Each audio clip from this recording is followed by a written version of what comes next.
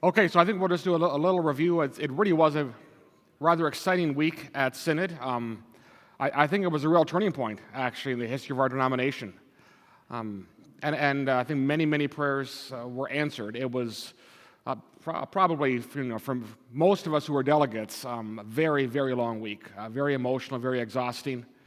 Everybody was really completely worn out by the end, and yet really worthwhile. It was a significant synod for several reasons. Of course, we had COVID the last couple of years, so we had a deferred agenda. The items from a synod 2020 and 2021 that didn't happen, that was 650 pages. We had this year's agenda, which was another 650 pages, and we had the supplemental agenda, which was another 100 pages that came out about a month ago. Well over twice the amount that any synod previously has ever dealt with. I think previous 600 pages was the biggest agenda ever, and we had 1,400 pages. So we really packed a lot into, well, really 6.5 days, as it turned out. We began last week Friday. We had 2 days of advisory committee meetings. We always begin, 8 committees were designated to kind of process everything that came to Synod. I was the chair of Advisory Committee 5 on missions and unity, is I think what my committee was called. So we had the privilege, we got to hear about the work of World Renew and Resonate Global Missions and Reframe Ministries, what used to be Back to God Ministries. So we at least got some really good things to hear about in our committee. It was really kind of exciting. But yeah, not every committee was that easy. I can say that it was a real privilege to be part of Class of Zealand. Not only this year, but these past couple years, and to be part of this church. I think we had a real sense, and I heard that from many delegates, people are looking to Class of Zealand. Really, a lot of what happened at Synod this year came out of our classes, and even some from our council. Were the ones that requested this human sexuality report. And many of the overtures asking for us to deal with in particular ways also came from our classes. And it made a real significant difference, a powerful one. And so really good things are happening here. And people are noticing and they're looking to us. And that's it's a privilege. It's also a responsibility. So that's been good. So maybe just very briefly, a couple of real highlights, and then I'll see if there's any questions. Like I said, I got to hear about ministry around the world, and really good things are happening. We really are doing excellent ministry globally, and lots of partner ministries. Now thousands of pastors and elders being trained around the world.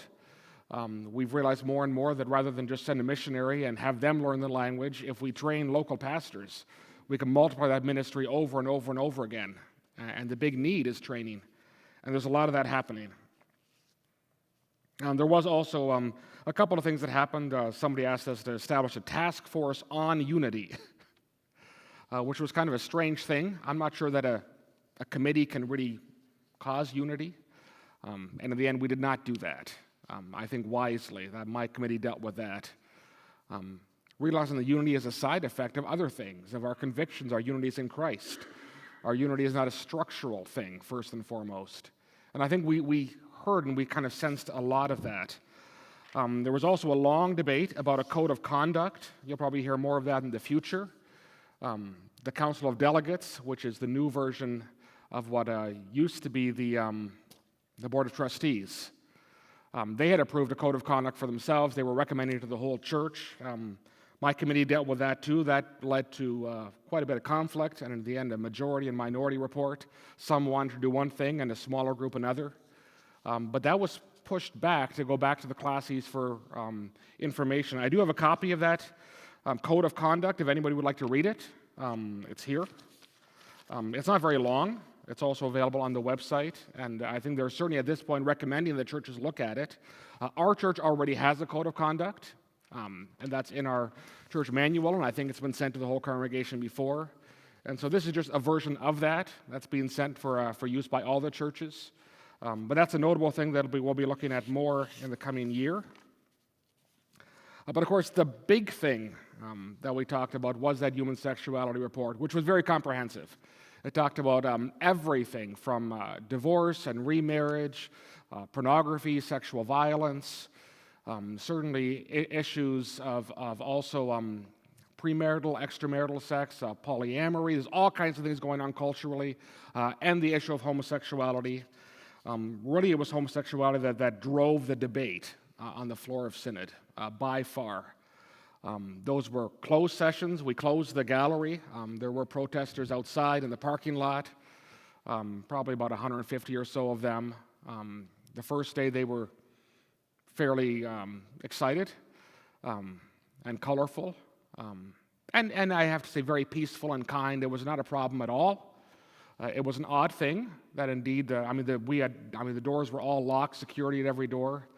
When we had to go for dinner, they had to escort us through security to go there, even though there wasn't a real threat, but they wanted to make sure. The next day, that same group was back, but all in black and lamenting. They did not certainly get what they want. And so, obviously, there was a lot going on in that report. But certainly the recommendations were ultimately adopted, all of them.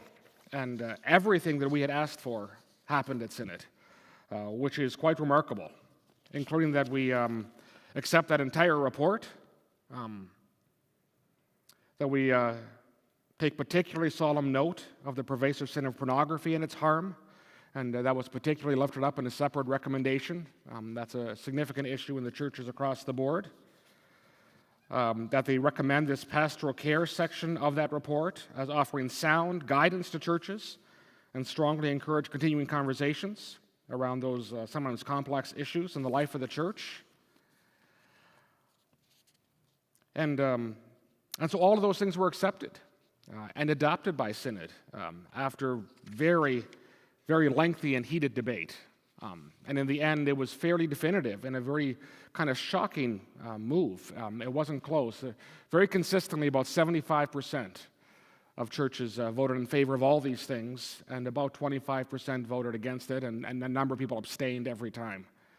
And so it really wasn't close, and that was consistent across the board on almost all the issues. And that really kind of surprised me. I think a few years ago I would not have thought that. But it turns out that a church like ours actually is in the majority, which I think we had suspected for a long time, but perhaps we had begun to doubt a little bit. There's kind of a bubble in Grand Rapids that kind of is a world to itself, and they kind of thought that they were the majority. And the difficulty is, for better or for worse, much of the staff lives in that area because that's close to the head office. The banner staff lives in that area because it's close to the head office. But it's not, in fact, reflective of the broader church. And that came out of multiple things. One of the things that happened, we had a celebration of the 25th anniversary of women's ordination, even though it's actually 27 years. I think 2020 would have been the 25th anniversary. And that was really quite subdued. The original plan was quite a bit bigger, but realizing that there are still two separate views on women in office, it was a very subdued affair. But I was really quite surprised when we saw those numbers, actually. In fact, it's only about half of the congregations that have ever had any, or have ever even allowed women deacons or elders. Half the denomination has never allowed that yet. And when they talked about the number of ordained women who were either pastors or commissioned pastors, there were somewhere around 66 in the denomination. Women pastors or commissioned pastors, including chaplains and other positions. About a quarter of those are full-time senior pastors. But 66 out of probably about 1,500 total ordained people. Far less than I actually thought it was. I was really quite surprised, really very surprised. Of course, after that human sexuality report, we had to deal particularly with the issues about Neeland Avenue CRC, who had ordained a woman who was in a same-sex marriage a couple of years ago, and Classic Grand Rapids East's response to that, where they really completely endorsed that. As part of that human sexuality debate, we also voted, in a really kind of shocking way, nobody thought this was going to happen a couple of years ago, we voted to make that a confessional issue. And so I think the exact wording is that we consider that to be a, let me see if I can find the exact phrase here. It's an interpretation of Heidelberg Catechism, question and answer 108, which is just the question. It's part of the Ten Commandments. You shall not commit adultery. And it says particularly that means that God condemns all unchastity. And so we essentially defined then what unchastity means. And so unchastity in the Heidelberg Catechism encompasses adultery, premarital sex, extramarital sex, sexual violence within and outside of covenantal marriage, polyamory, pornography, and homosexual sex, all of which violate the seventh commandment. And so that is now officially called an interpretation of a confession.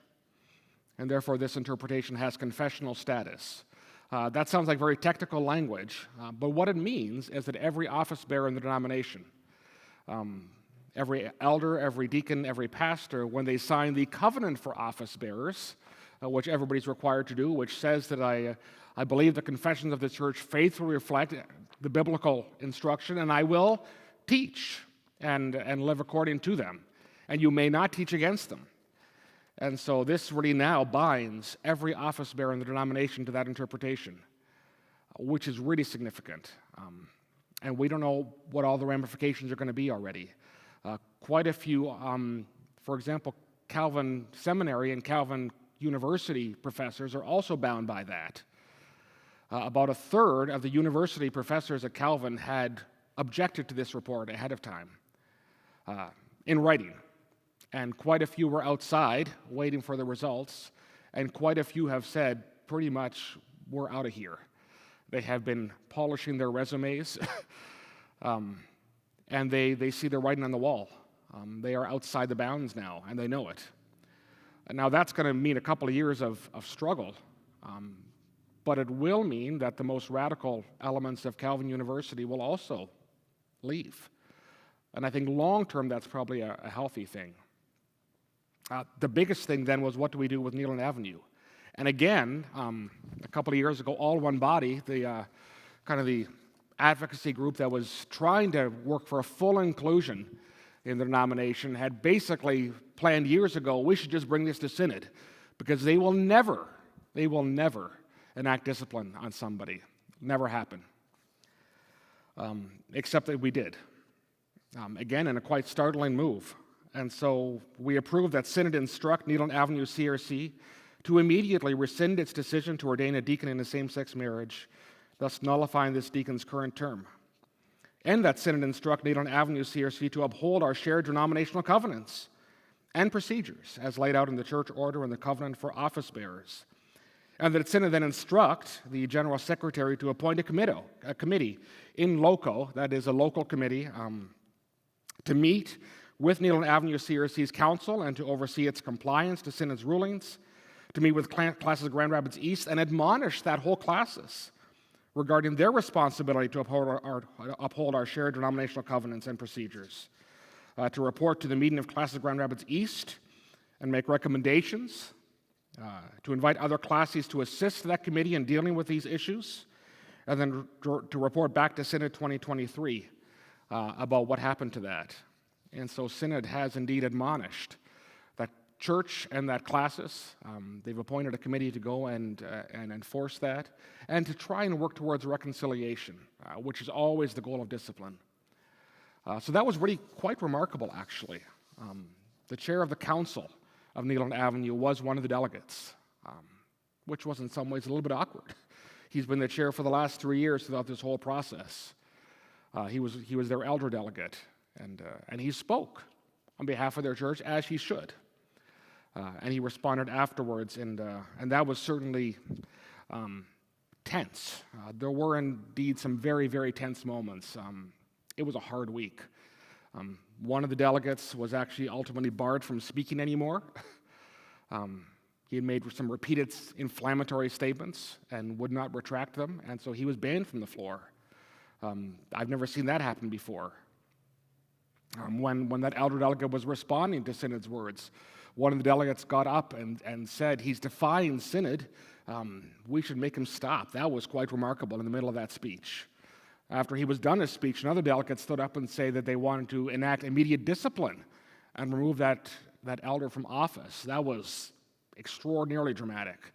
We did not do that, by the way. That's far too quick. Synod doesn't work that way. But it was heated. It was tense. And yet, everything we had hoped would happen has happened in a quite remarkable way. So that's kind of the, and as a small note, we also completely restructured the denomination.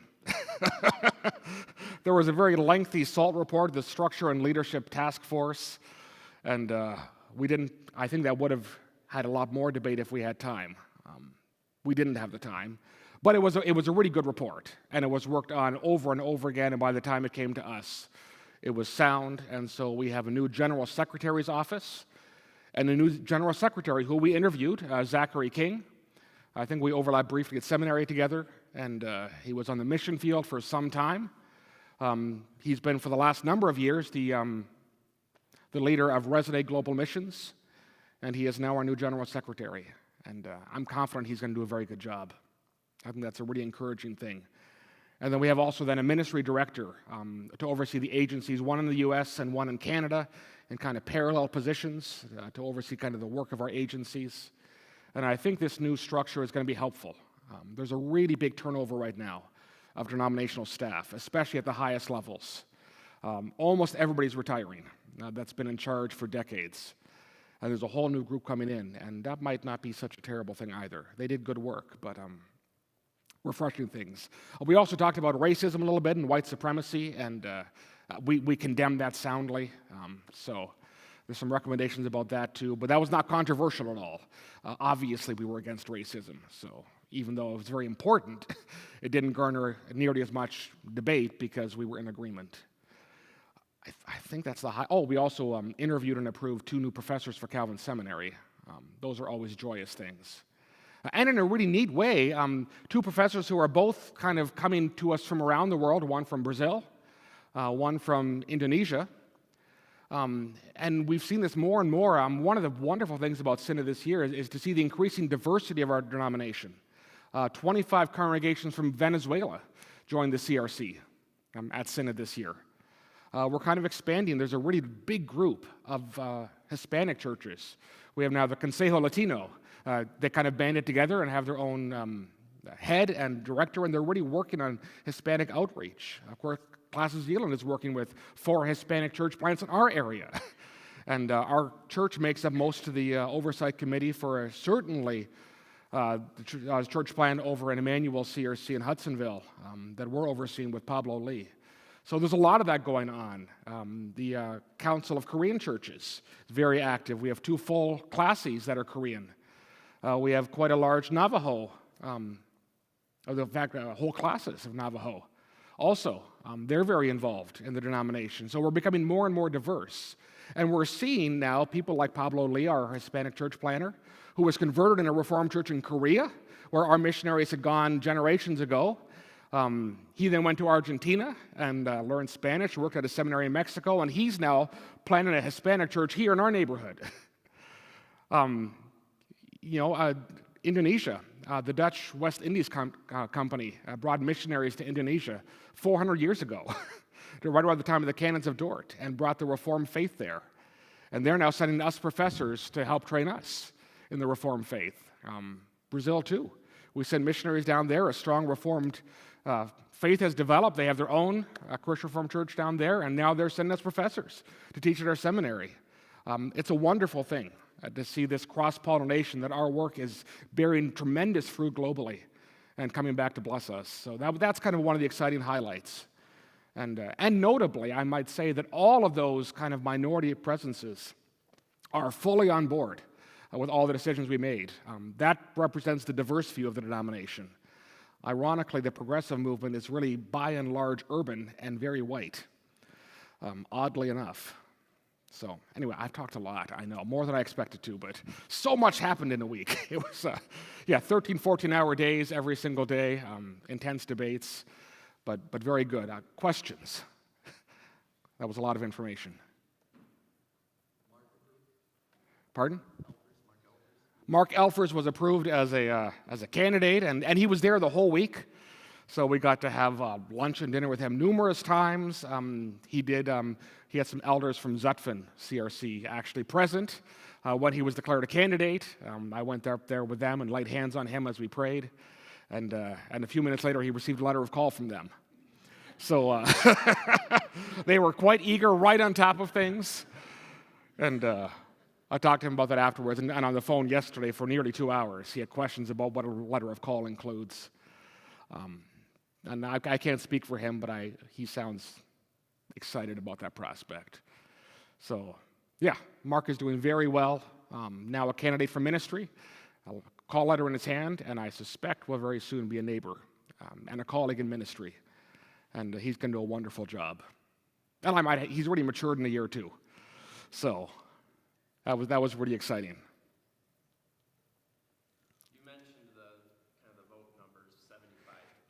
Yeah. Roughly. That 25% is very passionate and holds strong convictions. So from a practical standpoint, what do you think will happen in the next couple of years? I mean, they're not just going to change their mind overnight, and may not change their mind at all. So Probably not. No, there is a significant divide, unfortunately, between that 25% and the other 75%. It really is. Now, I think some of them will hear the voice of Synod and say, we will follow the voice of the body. I think some individuals have already said, we're out. Oddly enough, apparently the denominational headquarters has been flooded with phone calls the last few days of individuals saying, take my membership out of the CRC, which tells you how little they know about how the system works. Denominational headquarters, the secretary there definitely cannot do that. But lots of individuals are already leaving. I suspect some office bearers will leave, and I think their congregations will not. I think there are many congregations that with a good pastor will be just fine. Hard to say how many, but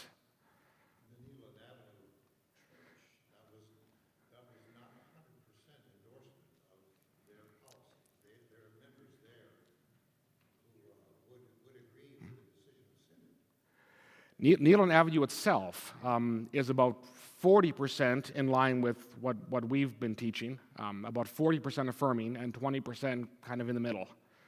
So they are by no means united. I am not sure that whole congregation would vote to leave the denomination. So that 40% might become the new Nealon church. That's very possible.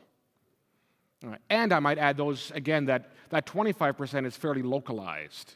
Largely speaking, there's a great glob of them in classic Grand Rapids East.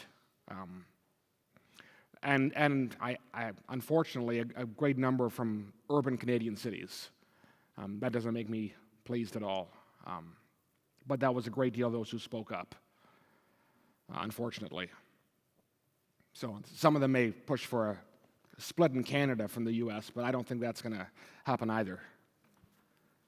Do you think the denomination head, now you talk about turnover, is going to understand where we are as a denomination? Because it's been pretty obvious for the last 15 years that it appears that they were trying to pull us to call it the left, where the 25% is. Yeah.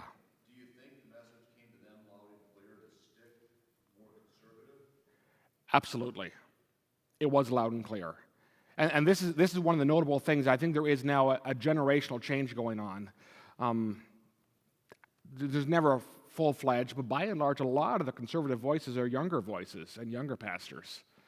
And in many ways, and not to belie the baby boomer generation, but they've been in charge structurally in Grand Rapids for a long time, the baby boomers. And they're all retiring. And Zachary King, I think, is far more in line with the majority, and said so publicly when asked very directly multiple times during his interview what he thought about the UN sexuality report. And so I believe he is in line, and I think he will enforce it. And I think he has gotten the message loud and clear. And I think in their hiring going forward, I don't know if they're going to ask direct questions. What's your viewpoint on this one issue? It is confessional now, so it is notable. I mean, if you're going to work for the denomination, you have to sign that covenant for office bearers. And so this is now a binding statement on people. So this is the one thing that everybody's noted in the last couple of days. Not only did we, I think, hold fast in a faithful way, but I think we've set a new direction. I think the most extreme fringe, I think they're leaving. Maybe not tomorrow, but in the next couple of years. And I think there's a real growth. I mean, by and large, the denomination is growing in rural areas, and it's growing in minorities, those who are immigrating here, all of which are, I think, biblically very solid. So I think we've seen a turning point. Many are saying that. It'll take a couple of years to work its way through structurally, and there's more work to be done. But I think we have a new direction. I think that came through loud and clear.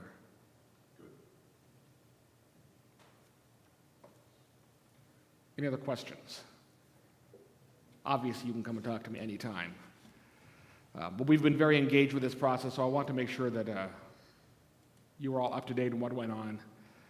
A lot of prayers were answered, a lot of good fellowship, and a fellowship across the board. I mean, there are people who I strongly disagreed with, but who I've known for years. And we left on very good terms. We still respect each other. We're still kind, and we could go out and have a cup of coffee together.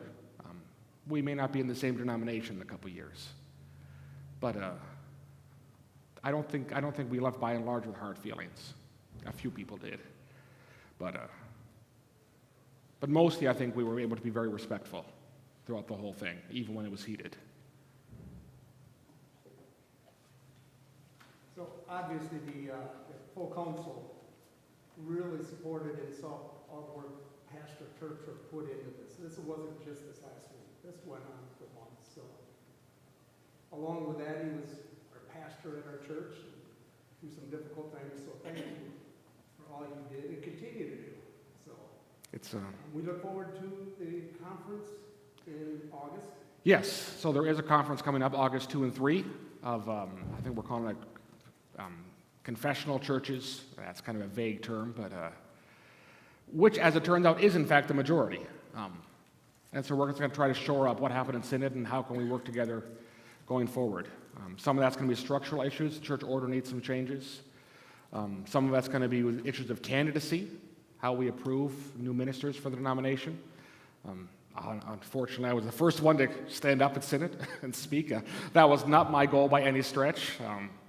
With a motion on the floor that did not endorse the current trajectory, because I have concerns about the candidacy process and some of they lowered the requirements for Calvin Seminary again for candidacy. And so the new requirement is that to become a minister in our denomination as of, a couple days ago, you need one course in Greek grammar and tools, one course in Hebrew grammar and tools, and one course in preaching, that you can become a minister. That seems wholly insufficient to me. Surely we want capable and ministers that are, as good as possible, not with the bare minimum. And so I think there's some work to do still. And I know they claim that they're going to be more efficient rather than just piling on work, but some things just take time. So, we'll keep working on those things, but the seminary heard loud and clear also, and I had a good conversation with the director of candidacy afterwards, who agreed with most of my concerns, and talked with some others from Classes Holland, or I think we'll work on an overture for next year to shore that up. So there are other things we'll follow up on. That'll take time. But it's been an honor to serve. It really genuinely was a hard week. I know, and Christine was a wonderful support. She came with me every single day, all day, and sat there and listened. She wanted to know what was happening and joined in lunchtime conversations. She was a huge help for that, and many others. It was a team effort. Of course, Aaron Vriesman was the clerk of Synod. That was not an easy job either. They had some people who were very angry about some of the decisions they made as officers and very vocal about that. But like I said, I really feel like as a classis and as a church, we have made a difference. We have been part of this. And for that, I'm really thankful.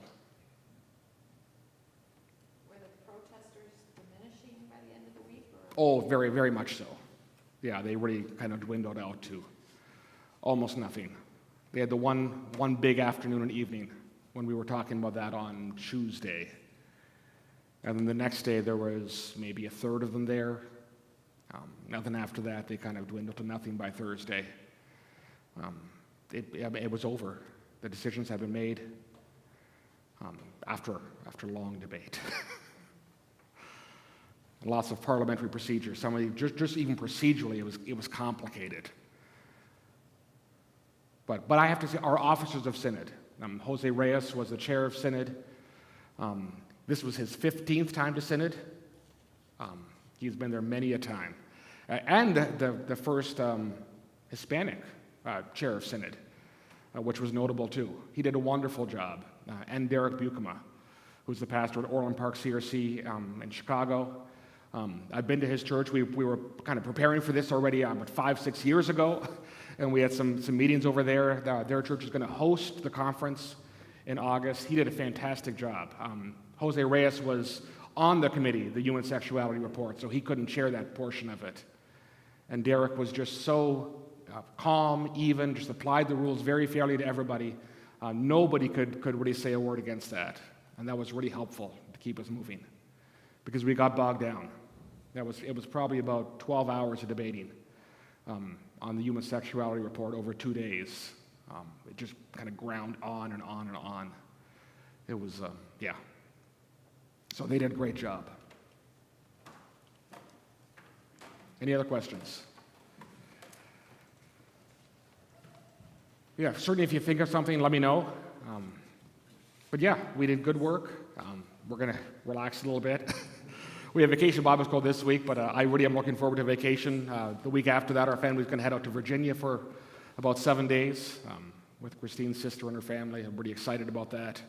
Going to be out in the Shenandoah Valley, up in the mountains, and go hiking and get some fresh air, see the stars at night. So we're looking forward to that, and then after that, we kind of regroup and get ready for a new church year. So good. Have a wonderful Sunday still.